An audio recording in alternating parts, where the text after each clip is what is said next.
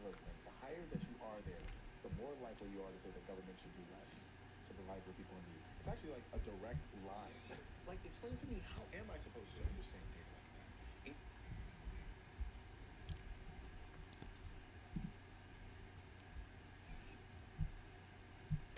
that? Talking sweet and looking fine. I'm sincerely happy inside. Baby, I'm so into you. When you want me to. Good morning. Look at everybody. All right, let me make sure I have what's going on.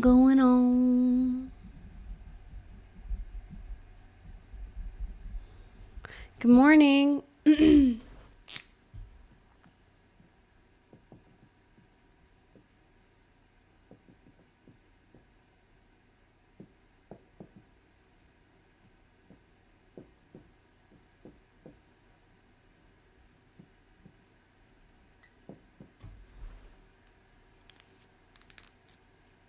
Good morning. I feel like we're in church. Good morning. Good morning. Oh, okay.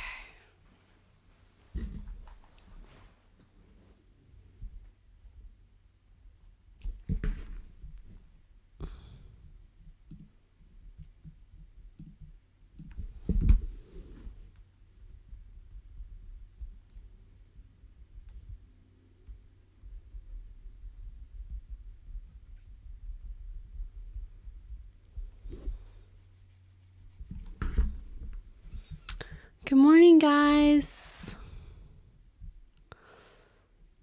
This is your favorite morning show. Oh my gosh, stop. Oops, I forgot to middle part my hair. Let's see. Okay.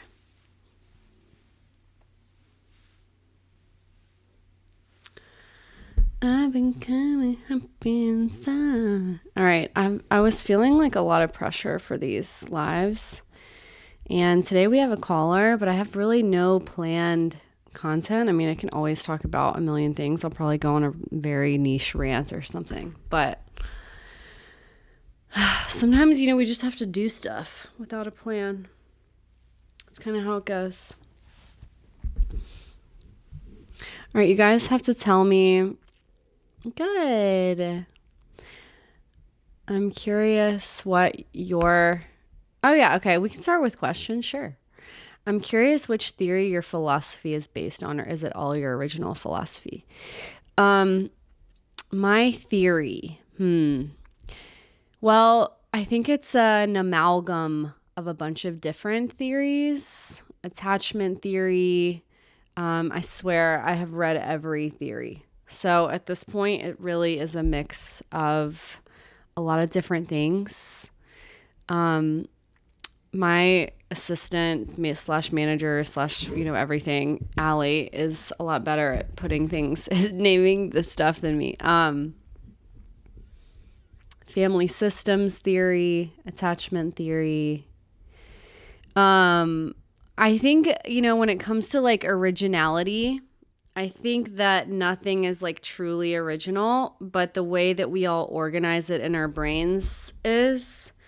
And so, I've read everything from, this is kind of crazy. I've read everything from Dianetics, like the basis of Scientology, to Codependent No More, to a bunch of faith-based books. Let me look. Actually, this is good. Okay, Esther Perel is a big influence of mine. She wrote Mating in Captivity. What else here? Where are all my books? I think the books that should I just put my hair up today? Yes, I have a hair thing. This is what we're gonna do today. I'm sick of it. Yeah, Esther Perel is big. Sue Johnson, Hold Me Tight, is big. She created emotionally focused therapy.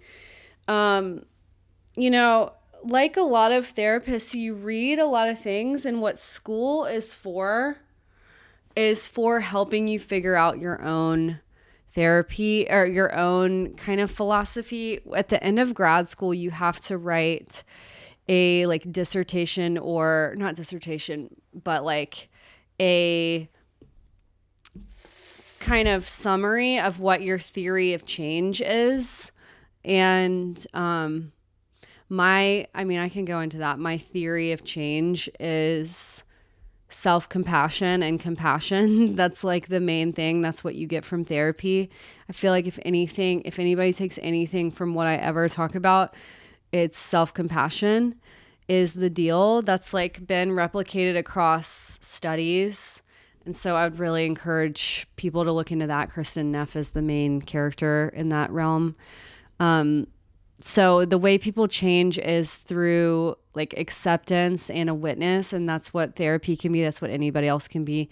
And what we need to internalize from that is self-compassion. What else is my theory of change?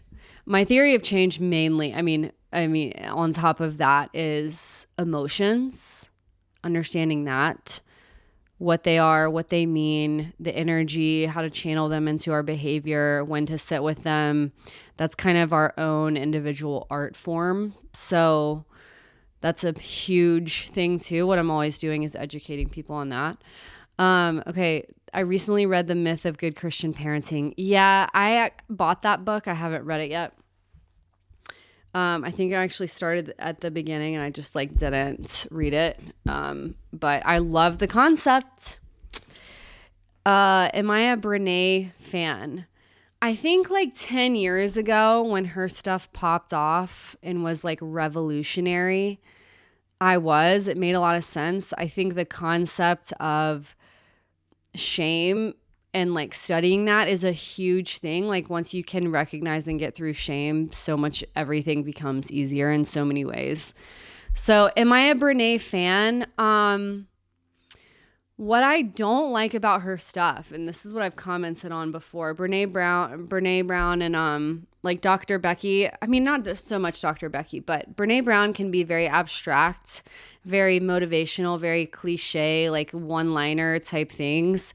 But when it comes to like actually applying it, I think that's where she misses it. I do think she's a good step in the door for people. I read her book, I don't know, 10. When did her book come out? The Gifts of Imperfection. I love that book. I remember that having an impact on me when I read it at the time. I was probably 23 years old. So, yeah. What else? What other questions? I'm so open to this. I also was thinking last night, you guys, I know I was like, all right, let's do a guided check-in. And then I was like, yeah, that sounds like a great idea. And then I didn't do that whatsoever. All right. Have you ever heard of the black coffee theory? I don't know where it's from, but basically how sometimes your patterns / traumas add sweetness to bitter situations to make things more palatable. What? I'll tell you my theory on theories like this. Take what you like. If you like it, I love it. I haven't heard of that one in particular. Sometimes your pattern traumas add sweetness to bitter situations. Yeah, that makes sense, I guess. I need to Google it, I think. But there are a lot, I kind of touched on this yesterday, but there are a lot of therapists that are like really anti social media and really anti clients self-diagnosing and clients kind of leading the way in their own healing, like whether it be astrology or who knows. And I think it's insane that any therapist would like negate what works for a client. So I'm all for the black coffee theory. If you love it, if it helps you feel validated and seen and make sense of it, yeah. Okay, any other questions? Because this is kind of what I want lives to be sometimes. It's just open-ended questions. Just personally, this really works for me too, because I've been engaging in Epstein files related content. And so I'm a little brain foggy, like I feel tears behind my eyes type thing today. So I don't have the energy to really go into something on the front end here. So again, any questions? Let's see. What are my thoughts on the book Codependent No More? Honestly, I read it so long ago. I liked it at the time. It made sense to me. What else here? Morning. Ooh, pumpkin spice latte. Fun. Can you get that outside of the fall? Blonde espresso, flat white, or iced caramel macchiato with extra caramel. Yum. I always have felt like left out of the caramel club. Also, is it caramel or caramel? I don't know. Yeah, I've just never been that into it. All right, here we go. Any knowledge on OCPD or PDA? OCPD. Oh yeah, PDA big time. Need a more specific question there. All right, let me answer this Ben question. With Ben, how do we separate ourselves when we are military wives and our entire life structure revolves around the military, his career? Yeah. How do you separate your life? Yeah, that's the question. I got to tell you. So my husband is a college baseball coach, and the way that his career is set up was that to be married to somebody like that, your life kind of has to also be, it centers around that. For me, that was never an option. Like it was always, for me, I always wanted to work. I never wanted his career to be my identity. It took me some time to figure that out. But I think a lot of it comes down to time and how much time you spending listening to it, engaging in it. I remember when we first got married, I was like, I'm going to learn everything about baseball. And then there was somebody I met, and they were like too into it, and my body was like flaring up, was like, oh, I don't want to be like this. Maybe I just need to keep a healthy distance, and that's really worked for us. So I think a lot of it is time and changing your entire life structure, getting outside support other than people that he works with. You need your own life. He needs his own life outside of it. I don't have too much experience working with people in the military. Actually, weirdly, I had this job for 8 months when I was in my 20s, and I sold ad space in like military magazines, and I learned a little bit about military bases. I called around different, I think Air Force bases in particular, and so I got like a flavor of it, but I never got too much about it. But I think it's with any job that your husband does. Like, you have to decenter it. You have to have your own life. And in particular, like, that means people outside of the military too. You know, that means people, it's like if your husband's a pastor, you need people that do not go to that church. You know, you need people that aren't Christian even, you know, like you need, for health and decentering, you need to get people that are different. Otherwise, I don't know. For me, my personality, that's suffocating to me. And it just kind of makes sense. Boundaries are really blurred when you know, all of your best friends are people that your husband works with, you know, or adjacent in some way. I think that's really messy. And that for a marriage, that can be really, really tough. So we were married for 6 years pre-army and had all 3 daughters already. Yeah. So, I mean, all to say is I'm with you. Like, I'm so with you about it. It takes a lot of effort, but it's like so important and such a long-term investment to relate to. What else here? I feel like I've transferred my codependency from person to person. It's a pattern I've figured out on my own. How can I stop? Get to the root of it and be present in every relationship. Just change it little by little in every interaction, in every relationship. I know you have a background in working with addictions. Do you ever plan to do a specific series or show on that? Yeah, I can. Tell me what you want to know. It's all like related, you know. So in my mind, addictions aren't like one separate thing. They're all connected. But yeah, I mean, give me some questions and I'll answer it in a specific thing. How do you navigate siblings dynamics where the sibling is defensive of the parent and doesn't share your experience of abuse? Right. That's a really hard thing. So I'm guessing you guys are adults, and the sibling being defensive of the parent is reflective of their own attachment to them, and that's something they have to work through on their own. Your job as the sibling is it's really, really hard when you are in a different place developmentally or maybe awareness-wise with your sibling. It's very, very difficult, and that's the really hard part about being siblings as an adult, because you can be at very different stages in your life. You can also be in very different phases of awareness. And it's so hard, I think, especially because they were like a witness to your abuse in a way, because they were there, but it doesn't mean they saw that or their attention was there or they see it that way even now. So I think that is a really, really hard thing. That may be something where you kind of take space and they have to get there on their own. We can only connect with people as far as we've seen ourselves, and especially with siblings, that's a really hard lesson, and that can bring up our own attachment wounds. You know, we can feel rejected. We can take it personally as if it means something about our abuse that it happened or that it didn't. And so part of your journey is using that as an opportunity to become more secure in your own thoughts and feelings about it, and not need that from them at this point in time to be healthy.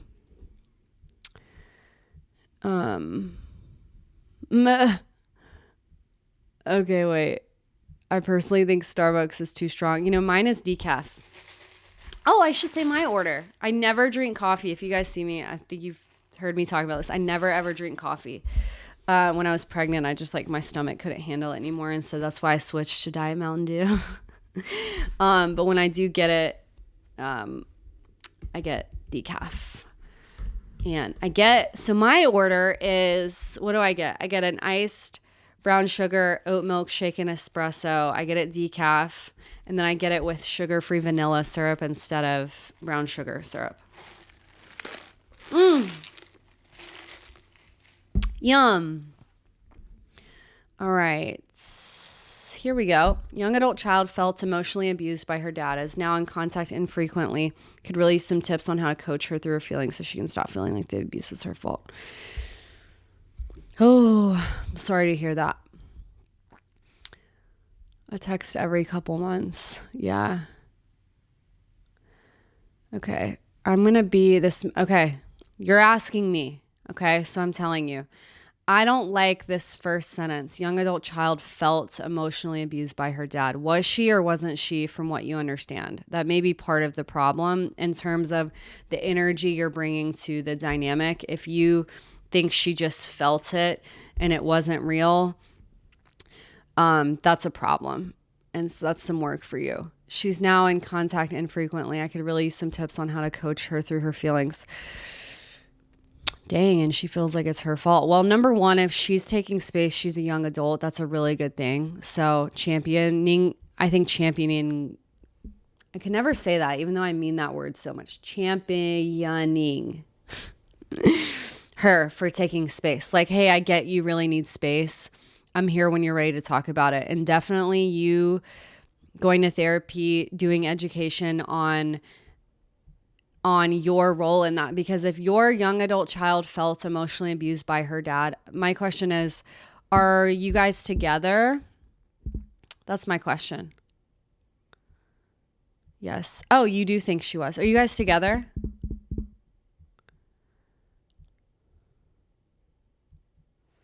If you're together, then that's a thing. Even if you're not together, I think that's a thing for you, because you have to look at your role in not stopping it. You're not together. Okay. When did you guys stop being together? Was that when she was little? Was that in her teenage years? Tell me.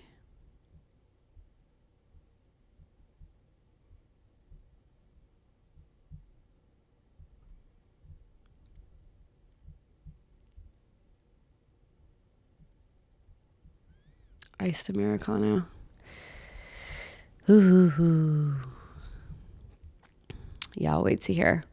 This is really tough with young adult children. It can be really, I really feel for parents that are gaining this awareness when their kids are adults or young adults, because it's totally different than when they're a kid in a sense, because you have less opportunity for repair. There's less frequency you interact. You can feel a lot of pressure to get it right. Now that you know this, all of your own stuff is coming up. You can feel guilt. So it can be, I really do genuinely have compassion for those parents that recognize this stuff when their kids are adults. I hope you guys know too that if you're one of those parents, and when I come for parents on here, the resistant, estranged ones, like I'm not talking about you guys, the ones that are like actively learning. So he finally moved out when she was 17. Yeah. So 1, good for you for getting out of that dynamic. Number 2, is there any way for there to be repair between you two where you can come together and amicably support her? The deal with adults is giving them space, respecting their space, championing them for their space while working on yourself. And then in terms of engaging with them about this, acknowledging it, validating it, asking them what they need now. And then if they don't know, offering guesses. Okay. Like, do you need more space from me? Do you want to go to therapy with me? Like, I am so ready to repair this with you. The thing is too, and when it comes to like respecting their space, they are figuring out so many other things in their life. Like, if you can put yourself in their shoes in their early 20s and their 20s in general, I think your 20s are the hardest time of life. You're not a kid. You're not yet an adult. Like, you don't have things settled yet. Your brain isn't developed yet. You're trying to navigate this world of social media and the economy and the fucking Epstein files, you know? Like, they're figuring out a lot. And if trust is broken or if they need space, they need space. And the best thing for you is to become someone that a young adult would want to be around, you know? For a lot of parents, it's working on themselves. It's like going out with their friends. It's building vulnerability and connection in their own lives, you know? It can be a huge adjustment. I mean, I was just sitting with this today. Like, we took my daughter to the dentist this morning. I was like, oh my gosh, this is so, like, people say it goes like that, you know? And so I can really empathize without understanding what it's like to really like start over or have a new life when your kids get older. And maybe you haven't done that before. If you identify being codependent, maybe you got married really young, like maybe all this awareness is really overwhelming to you too. Like, maybe their space is a gift to you to work on that stuff. Like, it is. I mean, I hate to say this too. Like, I have a caller, you know, in 20 minutes, and I wonder if they will be struggling in their marriage, just like so many women that have called into this show. And they, at some point in their healing journey, they're like grateful for their partner's avoidance because it gave them the opportunity to choose themselves. And they like wouldn't have gotten there unless they were pushed.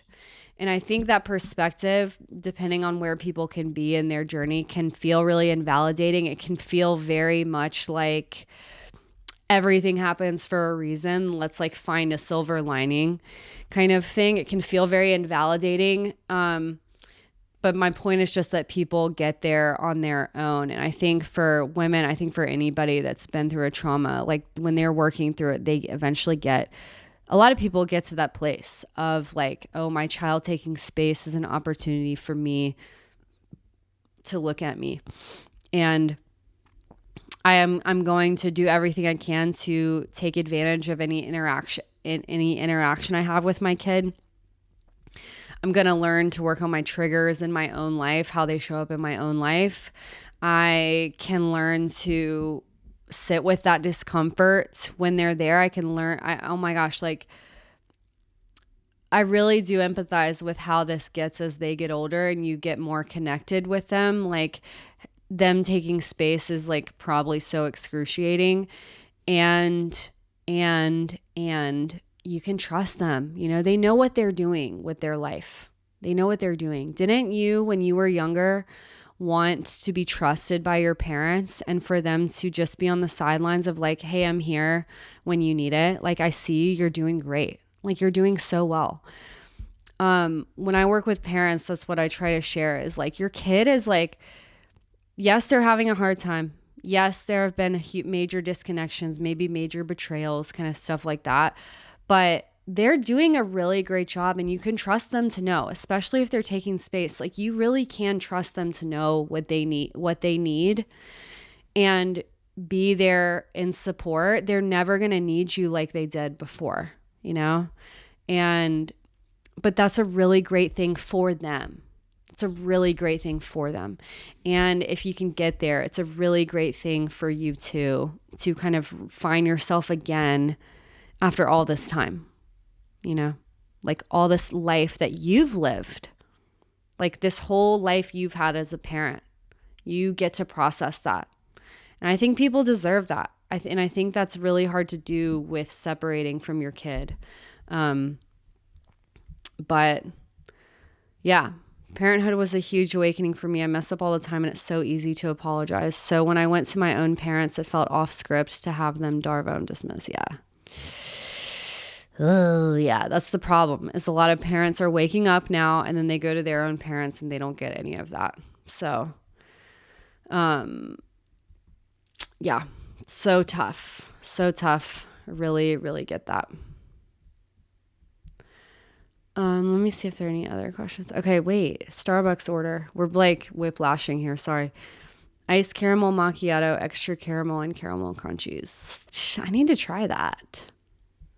What is even in that? Chai tea latte. Yeah, love that too. Are you guys the type of people that if you choose something, you stick with it forever? That's me.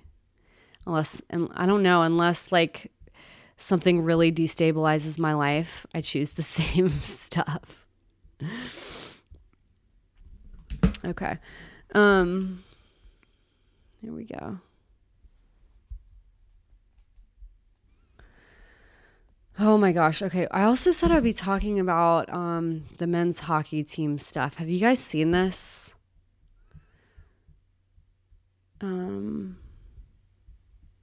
Yeah, I have 5 kids and I learned really young how to appreciate it. When the space issue comes up, I can honestly empathize. I share how we developed my space. Yup.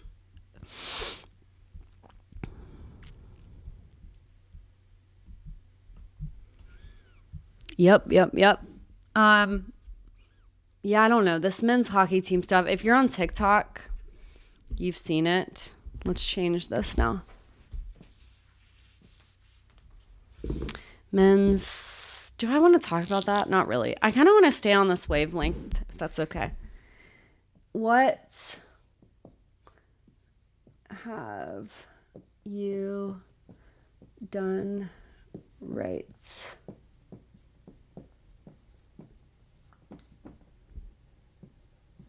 This is where we're going to go. What have you done right today? As a parent, as a person, that's what we are going to say. Here we go. I've been no contact for almost 2 years with my mom because she won't turn off the news when my kids are around.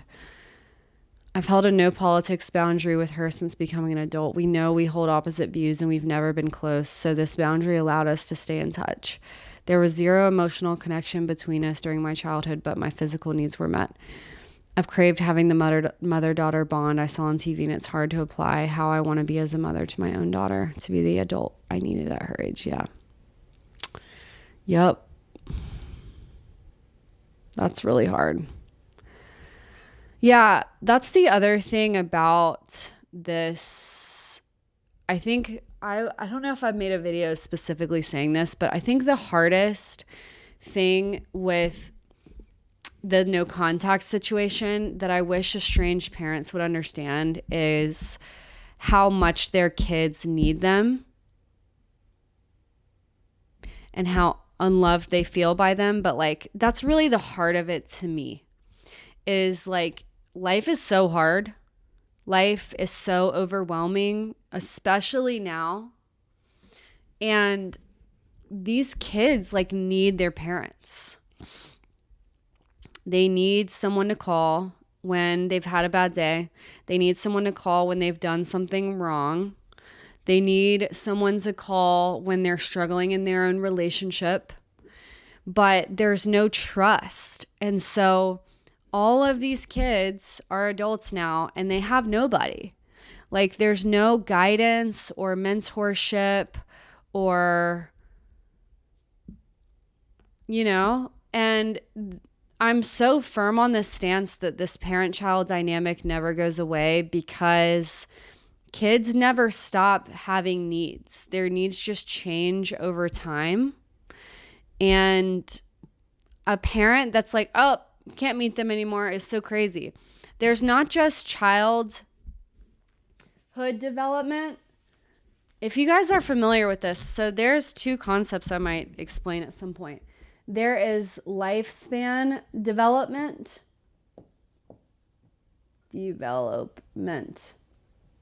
And there is the family life cycle.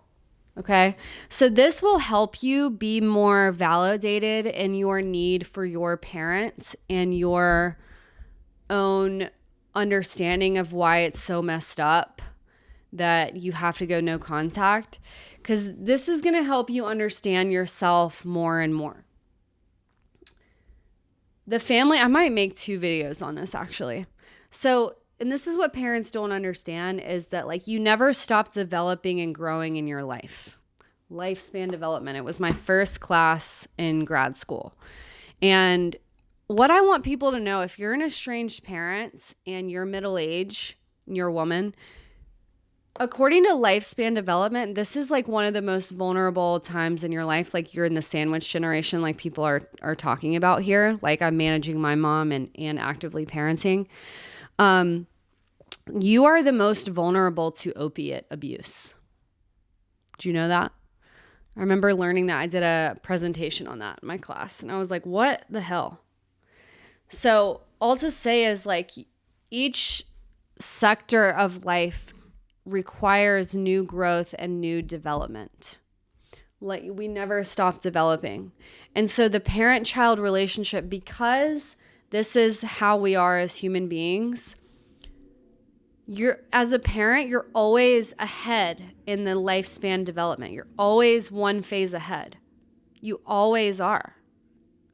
And so your kid has something, yes, to learn from you at every age, but they still have needs, and it's your job to understand how to relate to them in a way that gets their needs met. And yeah, as an adult, when the bond is strong, the adult child acts like an adult with you. Like, they get there on their own organically. It's a bottom-up process, as is everything with the parent-child dynamic. So yes, as life evolves, they become more adult. But the issue is that what happened in childhood and young adulthood has severed that. And so there needs to be a lot of repair before you can even get there. The other part of this is the family life cycle. So I've made a video about this before, I don't know, years ago. I don't know why I don't focus on this. I swear. I feel bad, you guys, because sometimes I'm like, I want this to be so comprehensive. The way my life is set up right now, with like having one-on-ones and this not being my full-time job, I feel kind of split between doing different things. And so I'm kind of still just getting out there what I can. And it's kind of just as it comes up. It's like the essence. It's a very pure creative process where it's just an idea comes, I post about it, and then 1,000 other ideas come, and they're all associated but different. So point being is that I hope to get to a place where things are more comprehensive for you, and I'm working on it. So thank you for understanding in the meantime. But if you want to look this up, look up lifespan development and look up the family life cycle. So the idea with the family life cycle is that, you grow up in a family, then you, in young adulthood, you leave and cleave from your family of origin financially and emotionally, mainly. And then and this is the family life cycle. This does not apply to all family types. This is certainly based in Western psychology, Western families, etc. But point being is that you leave and cleave from your family of origin, then you get married, you enter into a committed partnership, and then the goal of that phase in the family life cycle is to leave and cleave from your family of origin and bond with your new partner. That's the first phase of the family life cycle. This gets so messy during engagement, during weddings, that first couple years of marriage. Like, that's the goal of those first phases. Okay. As I'm saying this, I'm like, God, nobody probably knows this stuff. And this is so messed up that people don't know this. I eventually want to get to a place where it's like marriage 101, kids 101, and it's based in family systems, lifespan development, and the family life cycle. So again, once I get to a place in my business financially, maybe brand deals, sponsorships, that like extra stuff, that's my goal, is to do this full time and make comprehensive educational materials for everybody that's accessible and easy to understand. So all to say is, so that's the first phase. Then the second phase is like a new member entering the family. So you're adopting a child, you're having a child, you're, whatever. So that's the second phase of the family life cycle. And what needs to happen in the marriage is they need to accommodate to this new member entering the family without it totally destabilizing things. So this is where cycles begin in childhood, but like in the new family, cycles begin early on when they're first married and then when they have their first kid. This is like the most vulnerable, fragile time. And then maybe more members are introduced to the family. And then your oldest kid or whatever starts needing more independence. So the idea with the family life cycle is basically just giving you expectations on what you need to do as the parent to kind of lead the family. But it's, when your kid starts needing more independence, the parents need to adapt to that. They need to be flexible. The problem is when families become scared or they operate in a controlling anxiety fashion, they try to overcompensate and overcontrol. And yes, this keeps the system stabilized, but it starts harming individual members, aka the teenager. And that's when family systems, they become dysfunctional, is when the system, the way it's working, starts not being healthy for one member. And that's when the family needs to adapt and be flexible to expand, ideally, to make room for what this one person needs without disrupting any other individual in the system and the function of the system as a whole. Does that make sense? So then what happens? So once they do that, then it's launching the children into early adulthood. That's the next phase of it. And so that takes more independence, that takes more flexibility, that takes more expanding and evolving on the part of the parents. And if you guys can kind of understand this as I'm talking about this, what's really most important here is the marriage. That is what's most important, is the marriage. The marriage is the foundation of the family. It's that first phase of things. I have this like fantasy dream of writing a book about the first 2 years of marriage. That's where everything is set. I've worked with couples 6 months into their marriage. I've worked with couples 30 years into their marriage, and it all started at the beginning. There's, by the way, if you're new in your marriage or even you're recognizing this 10 years in, whatever, it's never too late to get this stuff figured out. It's never too late. I mean, even these people that have been married 30 years, I'm like, hell yeah. Like, you know, as soon as you become aware, like, all right, that's cool. But at that time, it's hard because there's so much repair that needs to happen. There's so much that's been built up. But it's the dynamic that needs to change. And the older people get, they get more rigid in the way they do things. So that's why earlier, the better. Early intervention in marriage, the better. And there's absolutely zero shame in that. In fact, it makes the most sense, considering that everything, you know, the marriage is the source, is the root of everything else in the family. So that's kind of the gist of the family life cycle. Then you launch your oldest, you know, into early adulthood. And then for them, that's when the family life cycle kind of starts anew, you know. So it's a cycle. That's why. But they leave and they start their own cycle. That's the point. So again, want to do 101 courses, want to do stuff like this, do not have the resources or time yet. Really, me and my team are really focusing on that this next year. And yeah, again, with the big picture goals of educating and helping you guys in a more comprehensive way that is not costing you an arm and a leg. Even though therapy really is important, what I kind of want to leave with before we start this call is that therapy is the bottom up way to get here. Like, I'm going to give you all the knowledge, you know, I'm going to even give you some bottom up like ways of doing things.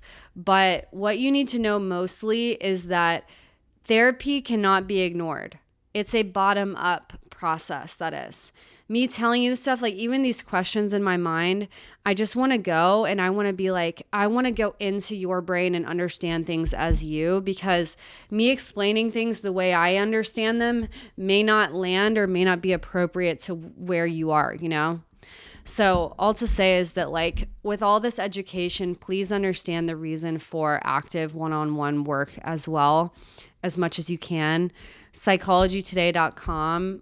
You can filter by your health insurance. There's low cost insurance. Please don't dismiss either interns or lower cost options like an intern. When I was working at a private practice in my internship, you know, my rate for therapy, I think, was like $65 a session. And we did some great work there. Interns, the longer someone's been in practice, that's not necessarily what leads to positive client outcome. I'm kind of learning this now. I've been seeing clients one-on-one for, when did I start? 2021 is when I started my internship. So it'll be 5 years this year that I've been seeing clients one-on-one. You know, as you guys know, I've only had my license for a year, but that's because it takes a long time to get there. You have to get 1 million hours and everything like that. But just the point being that I can see now, like, as the more I get educated, the more experience I have, the more I have to check myself in session about things where I'm like, I don't know everything. Like, this is still this person's process. You know what I mean? And like, knowledge doesn't mean relationship or connection.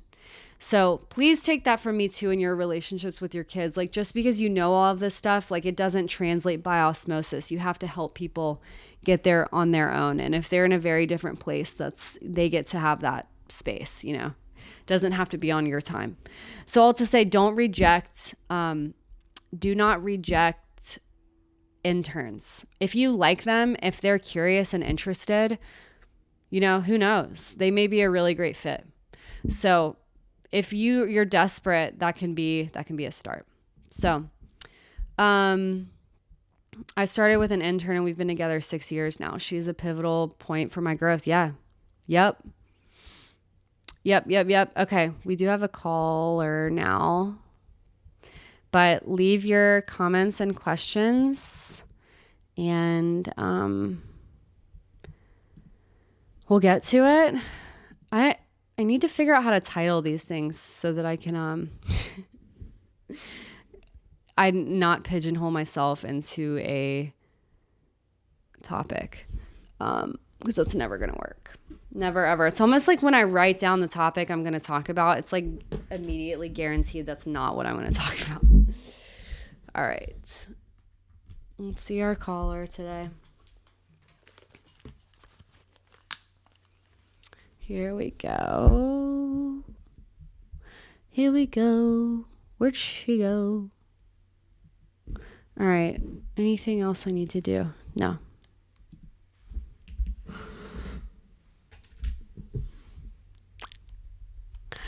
Hi. Okay, your sound is off. Hi. Beth. We're doing Beth, right? Yes. Yes. It's so nice to meet you. Hi, likewise. I'm a huge fan. Me too. It's always like it's always funny. I feel I feel the same way when I meet people. I feel the Oh, same. that's sweet. Well, that's what makes you great. Well, I didn't read your summary. I don't know if you've listened before, but the way I do this is I just ask for your summary of your situation and then any questions you have. And then we'll just go from there. I have like max 45 minutes, and so I don't know. It's we kind of figure it out in that time span. But do you need to go before then or anything? No, I'm great. I'm good. Great. Solid. Great. Well, tell me what's going on. Okay. Well, I wrote it down, so it'll be concise. Perfect. Okay.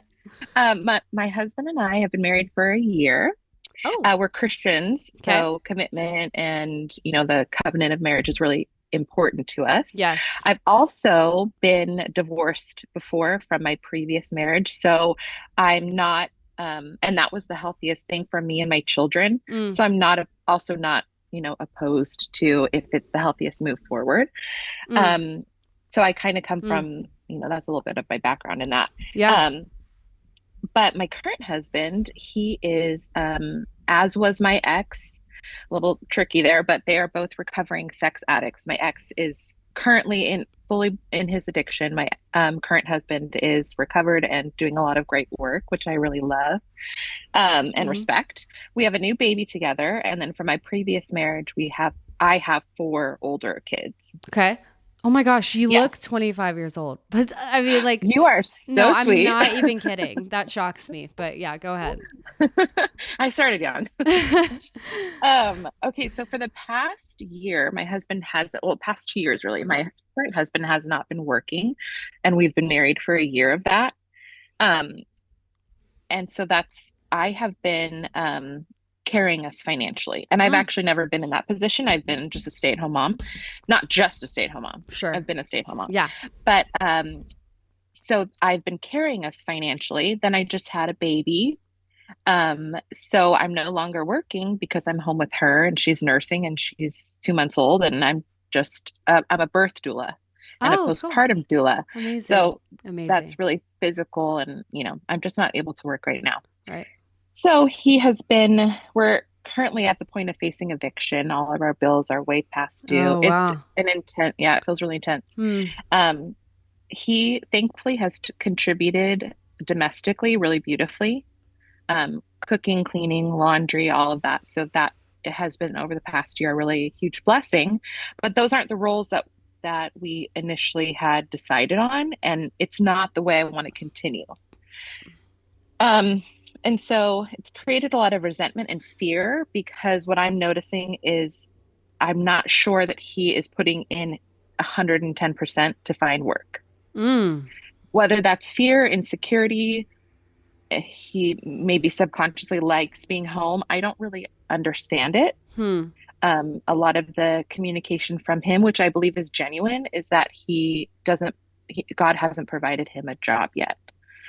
And I don't necessarily sense that he's using that as an excuse, because he's otherwise very active in our lives, very like here with us and present when he, can be.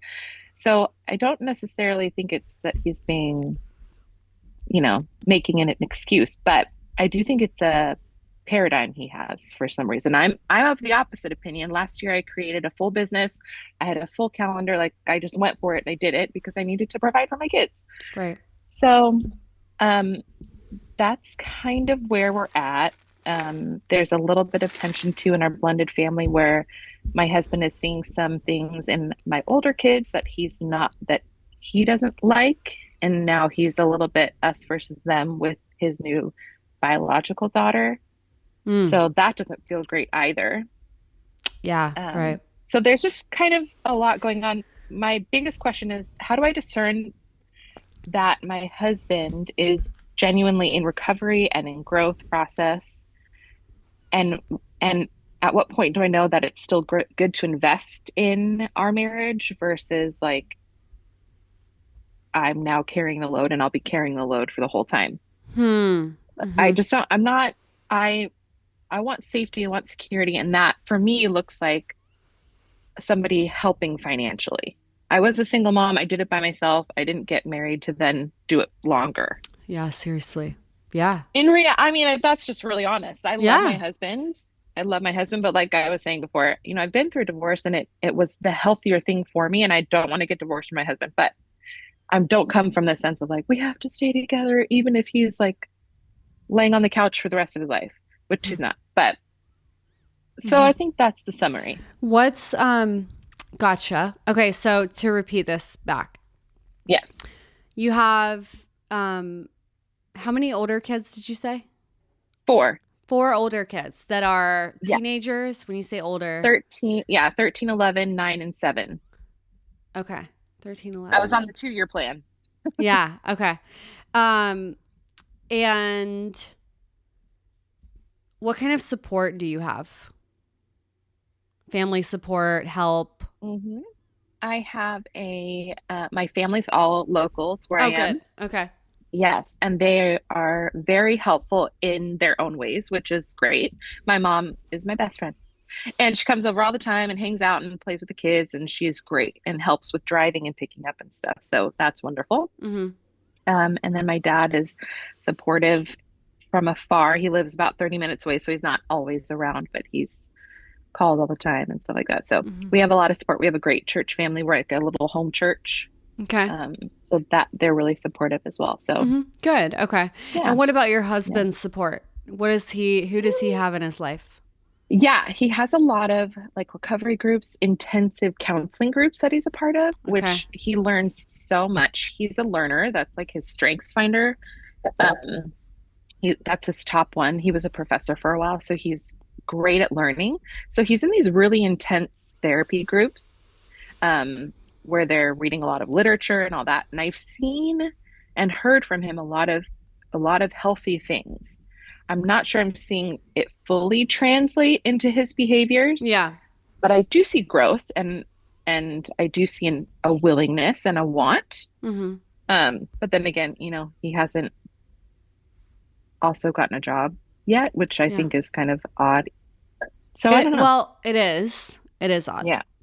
Yeah. Odd. I don't know if that's the word. To me, the word is not functional. That's not realistic with the life that you Yeah. have.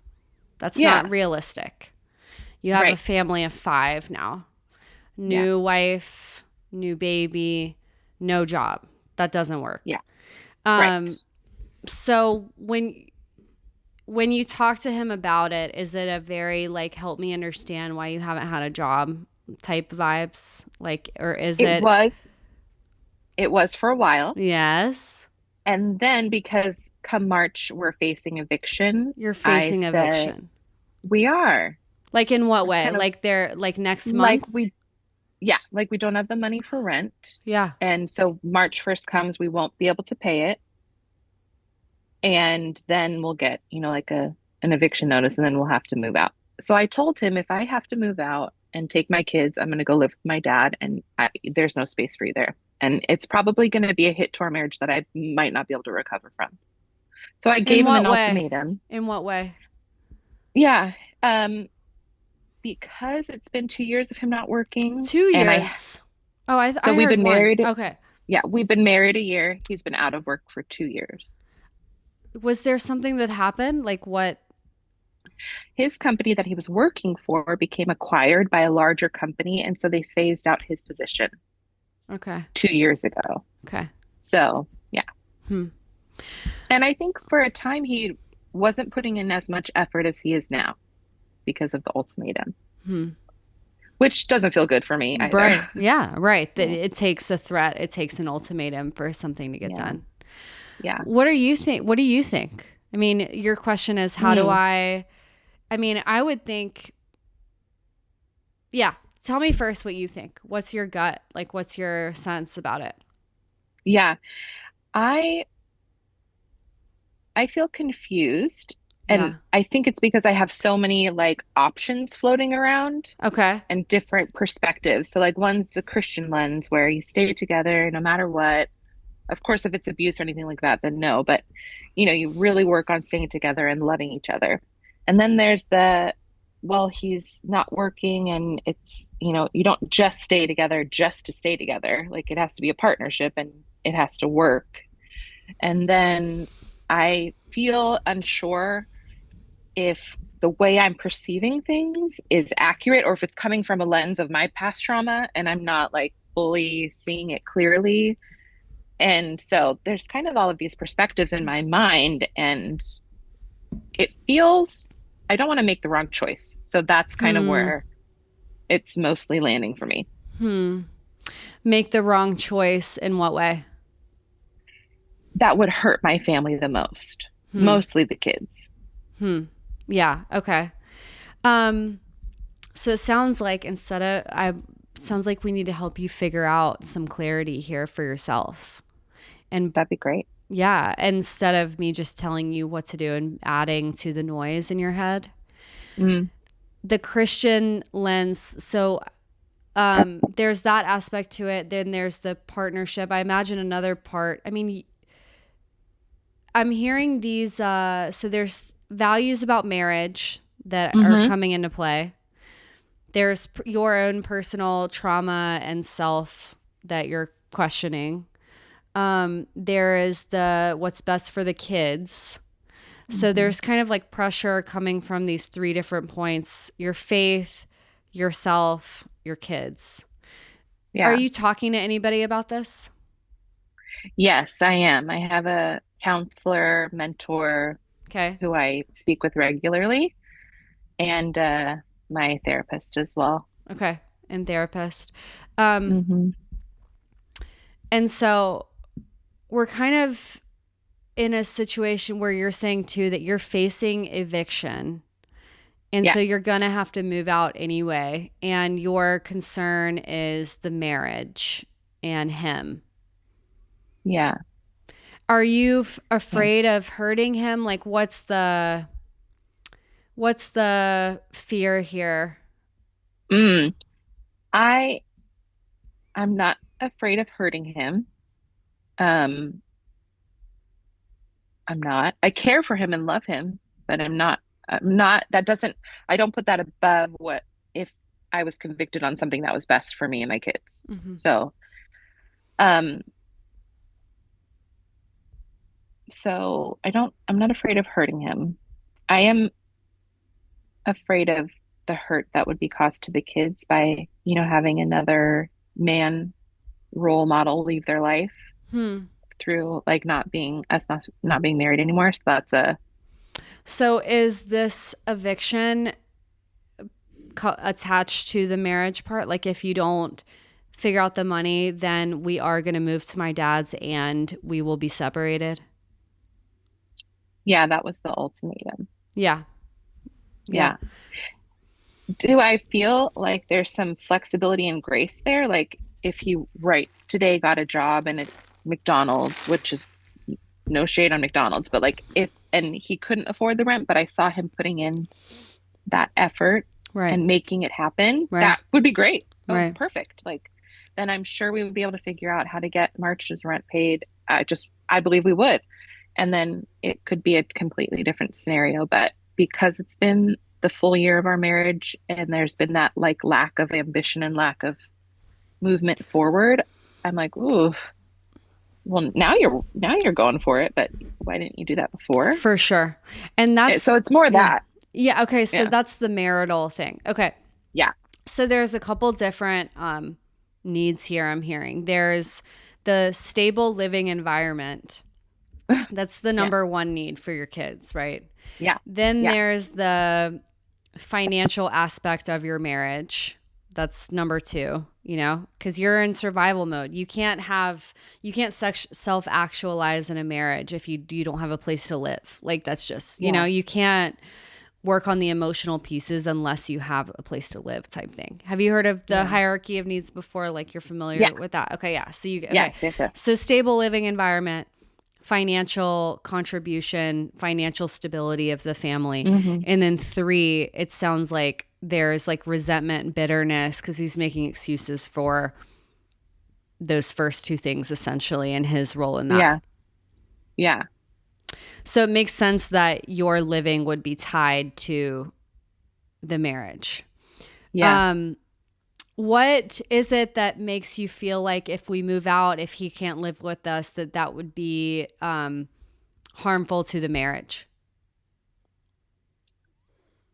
I think because the piece that goes along with it is me saying, I'm not sure I personally, as a wife and a woman, would be able to recover and move forward in trust in a marriage with you. Yeah. Well, so yeah. I mean, I think you already can't, right? Yeah. Yeah, I don't think so. I mean, what is it, February 26th? March 1st is Sunday. So he basically has till Sunday to come up with the funds to stay. Yeah. It sounds like that's not a long-term plan anyway, because this could just happen next month. And this is a much Right. deeper issue than just paying the Right. bills. Right. Mm-hmm. Yeah.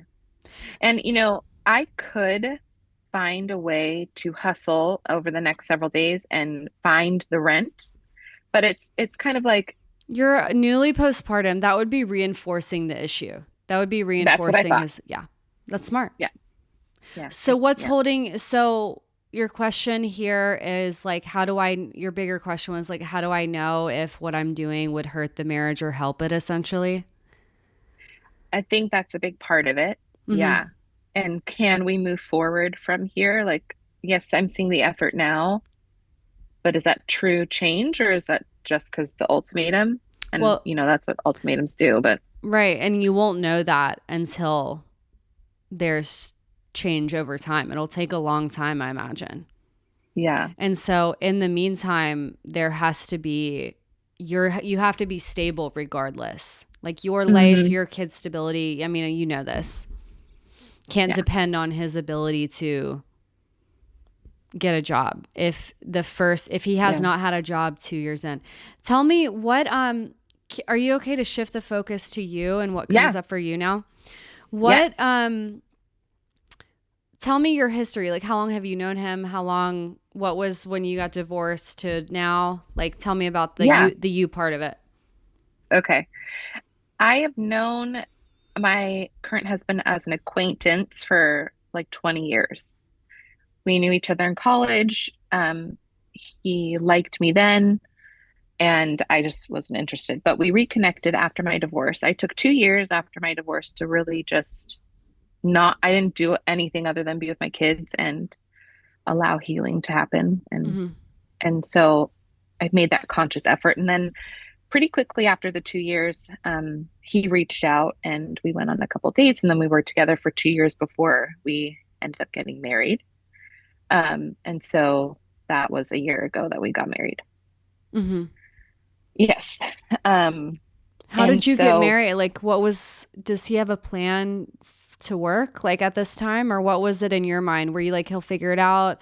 I'm pregnant, uh-huh. like I wasn't pregnant yet. So, but we were both, I was sure he was going to get a job because he's been working his whole life. Like, the past has been that he's worked. mm, So I just thought, oh, is this a fluke? He's mm-hmm, going to get work and it's all going to be good. mm-hmm, So that kind of never crossed my mind mm-hmm. that he wouldn't work. You seem, and I don't know if this is due to the call and other factors, but how angry are you about this?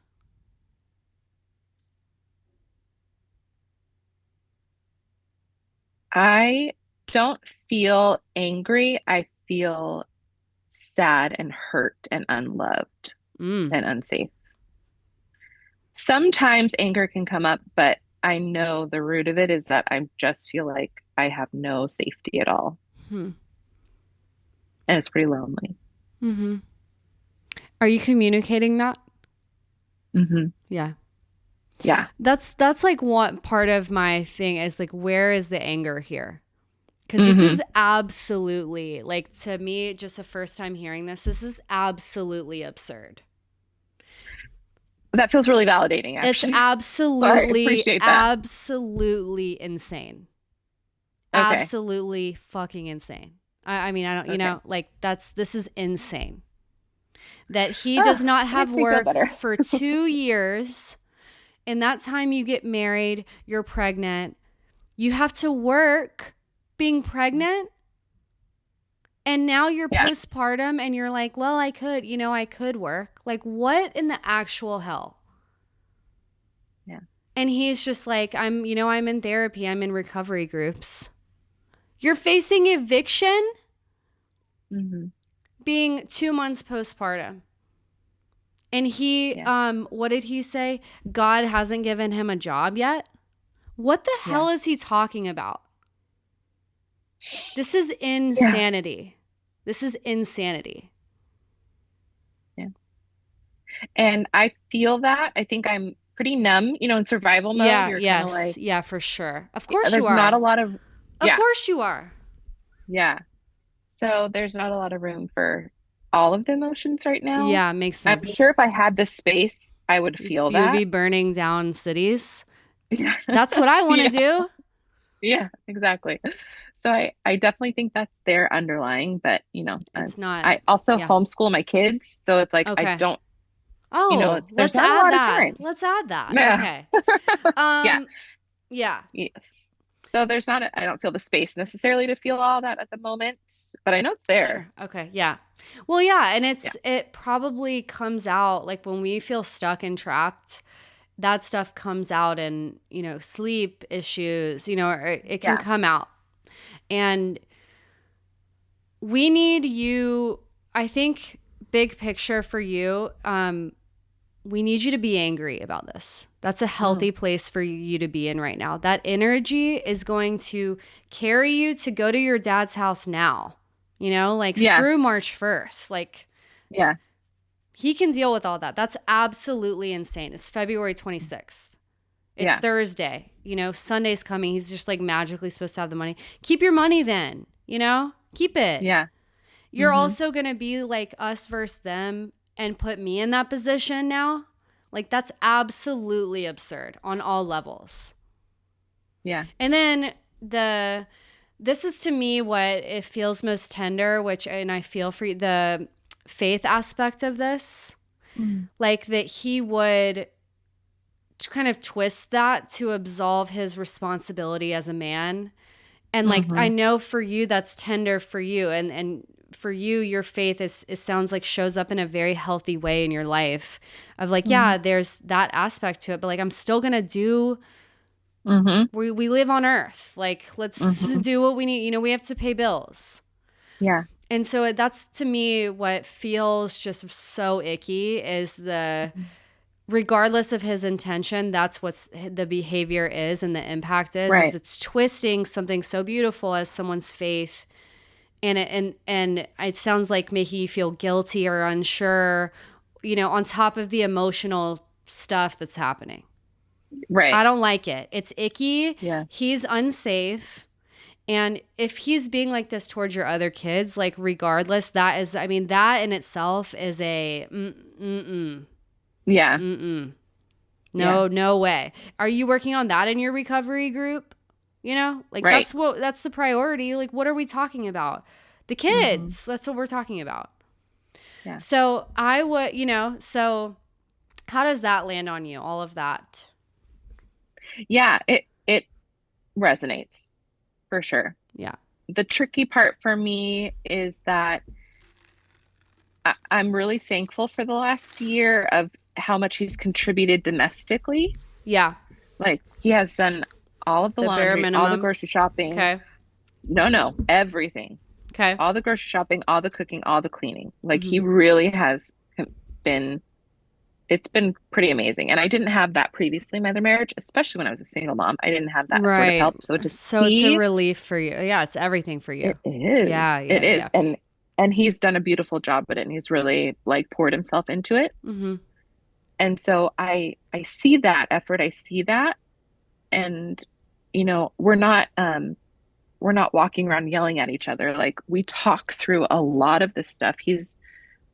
And he really is a good friend. Like he's Mm-hmm. not been a great husband, but he is a good friend to me, or was. Yeah. And so I'm balancing that too, of like I am angry, I'm sad, I'm all of these things, and there is the reality of this, and also the reality of he hasn't just been on the couch playing Sure. video Right, games. right, right. So it's not He's black been or taking white. my Yeah, Yeah, he yeah. takes the kids to their baseball, he takes them to the park, goes to the pool. Like there is that side of it too that feels really important. Well, this goes back to, okay, if that feels important, let's go back to what you said at the beginning, which is this is not what we agree to The or roles, signed up yeah. to. Okay. Does that have to do with conversations you had, or does that link more towards your Christian values? I say Or both, both? Both. Yeah. both. Equally. Okay. Yeah.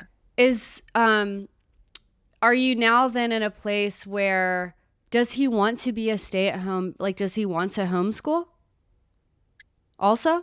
He hasn't, he loves that the kids are homeschooled. He Okay. hasn't directly said, I want to be a stay-at-home dad. He says, I want to work. I want to get out there and work and make an income, and our lives would be so different if I had a job and that sort of thing. So I don't think he wants to be home Okay. with them, but obviously his actions speak differently, you know? Right. So So it's kind of like, what, do your kids want to go to school? Do they want to stay at home? Like, is that a non-negotiable that they're homeschooled? yes, and they are in a Okay. homeschool co-op, Okay, and cool. they have great friends that they go see twice a week at this Okay. homeschool co-op, and they love it, and they've been thriving. So to Great. lose our home means to lose them going to that school, and that for me is like probably the kicker. Yeah. So Right. it's Okay. been a life-changing experience for us at that school, Oh for my my gosh. kids And too. so March 1st, you can't be at that school anymore?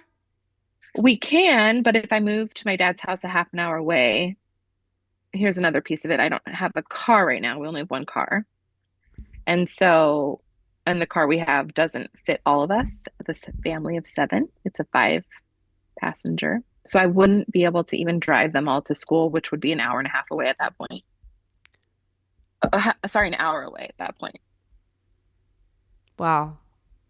I know. So what the hell is he doing right now? Like, what's he doing right now? He's working on applying. He has this like mentor coach guy Well, who's been helping him like apply to jobs and stuff. what? How old is It's he? he's like a career coach, How old is 47. He's 47. He has a career coach. He can't just get a Yeah. job to make ends meet while he finds another job. This is sounding like This is Yeah, sounding I know. crazy. This is sounding crazy. This is crazy. He's Should 47 I years write a old. book? Who's paying for this career coach?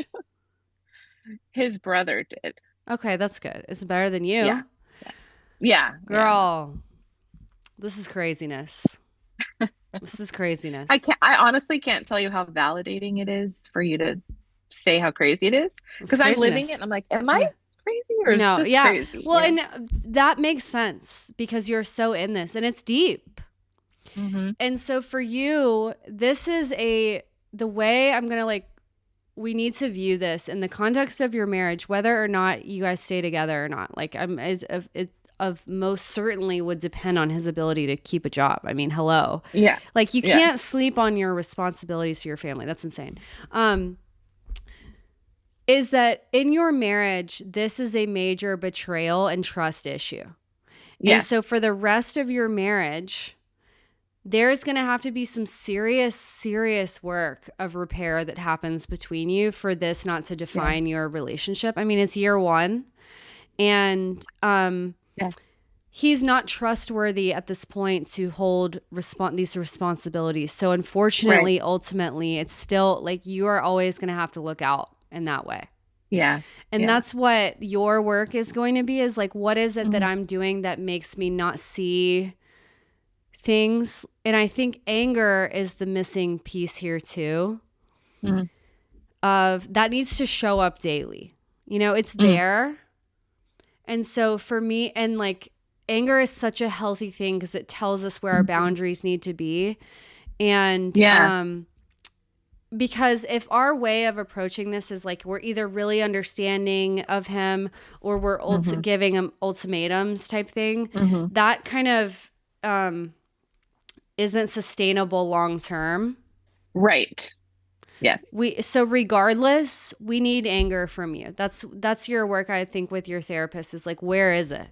Because even though you're postpartum, you know, even though you are in survival mode, that anger not being there now is something to look at. Because anger is self-protective. So why in stress does anger go away? Why in stress does my ability to protect myself go away until I'm at my breaking point? You know? And because that's the line that's going to say, okay, if I'm confused, whatever, like my confusion is pointing to me how dysfunctional this is. That's what I want to tell you. That's like something to note is like the hallmark of a really toxic situation is being confused and thinking it's your fault. Right. That's like, we don't even need to go in the confused. The fact that you're confused and this situation is so blatantly insane is something for you to look at, you know? Yeah. Independent of the situation. Like we got to look at that. So what else do you need? Like what, if you left today, what clarity do you feel like you need still? Does it feel separate? Like what do you need to be able to say, this marriage, like as much as I wanted this and take this so seriously, I'm married to him. You know, like I'm married, you know, like that's where it becomes separate than values is like my values point to what's important to me. I also need to say like, you aren't aligned in this clearly. Right. And so you're married to him. Yeah. At this point in time. Yeah. Have you seen any of my videos on a top-down approach before? Yes, what do you that's think what made about me fall in those? love with you. Oh, really? Do you use it? I have been. How's it going? Yeah. I feel better.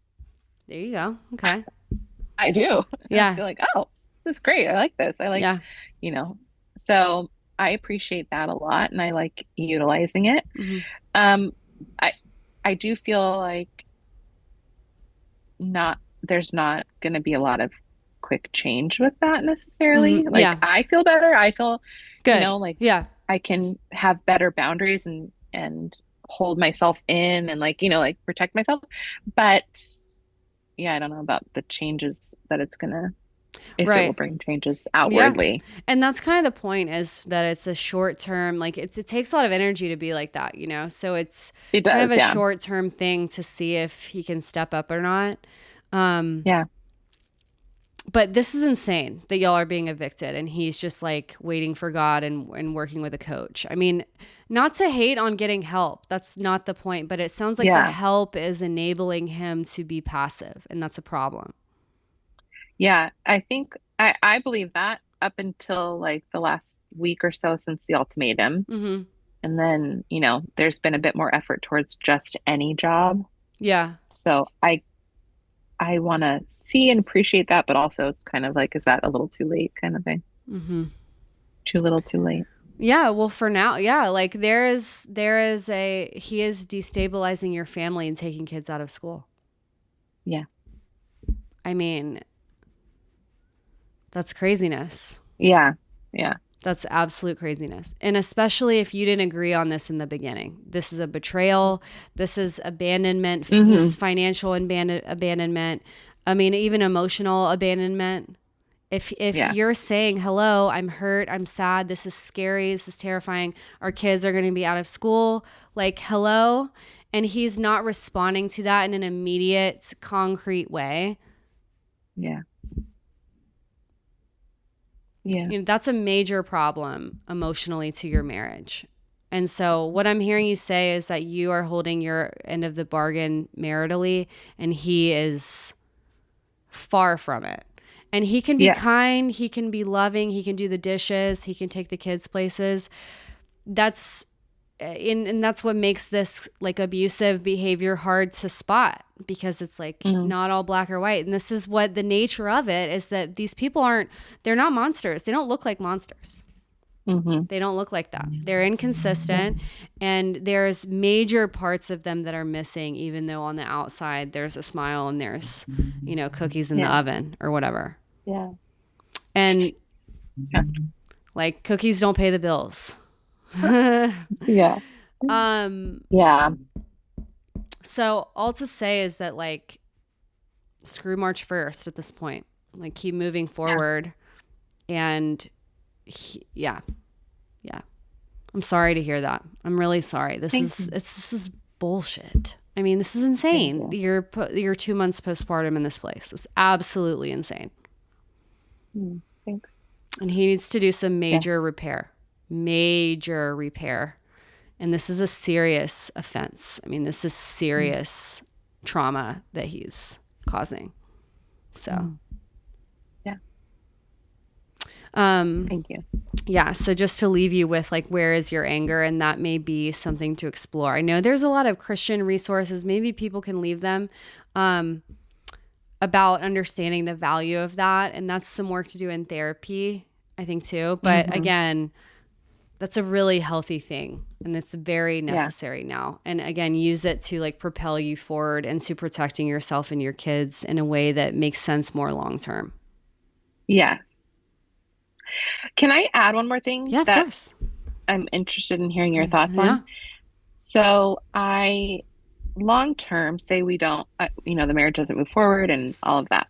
Because he doesn't put in the work to repair. Because right.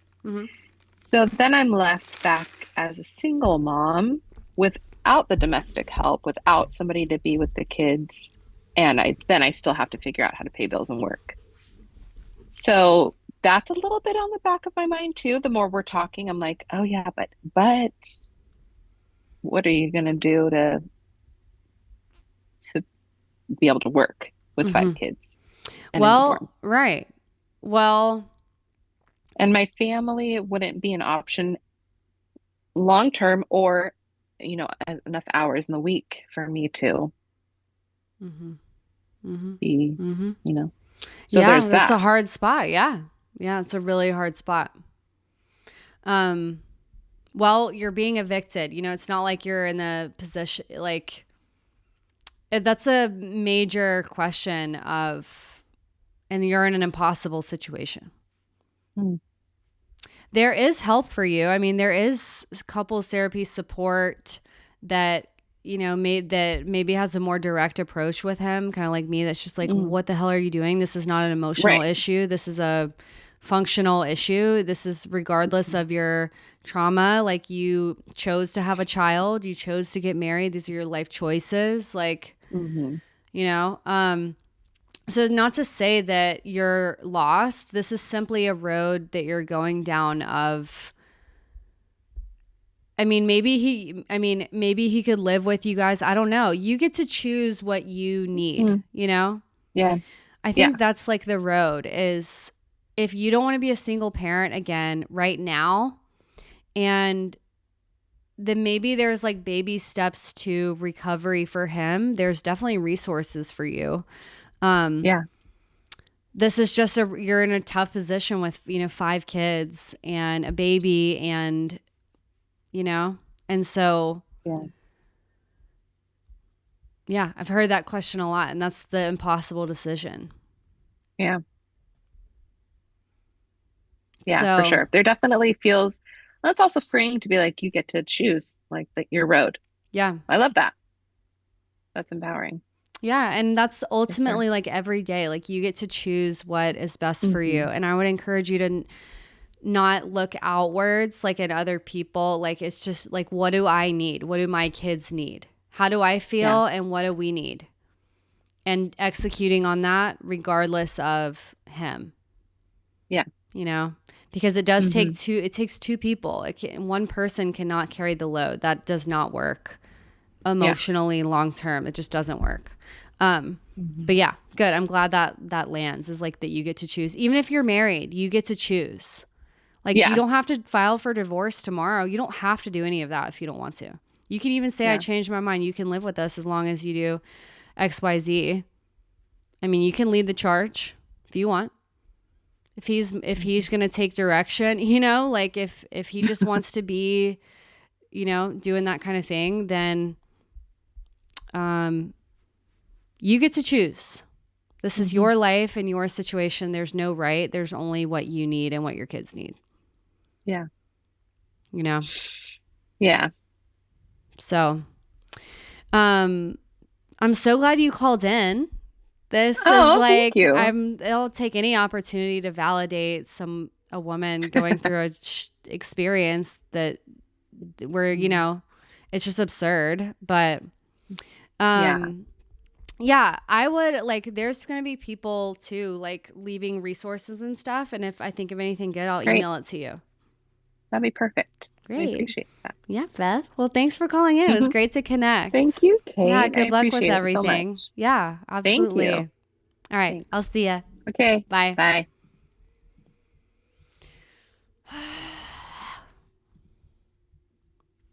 God. Oh my goodness. These men.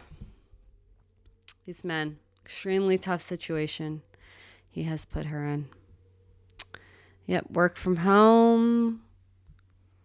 Yep. From the depths of hell, it can be done. Woo. Do what you need to do. That's like insanity. All right, guys. This was Class with Kate. Thanks for listening. We went our own way today. All right. If you have any thoughts, leave them in the comments. Like, subscribe, do all that stuff. Subscribe to my mailing list at codependencyk.com. And I'll see you, what's today? Thursday. I'll see you next week. I'll see you Tuesday.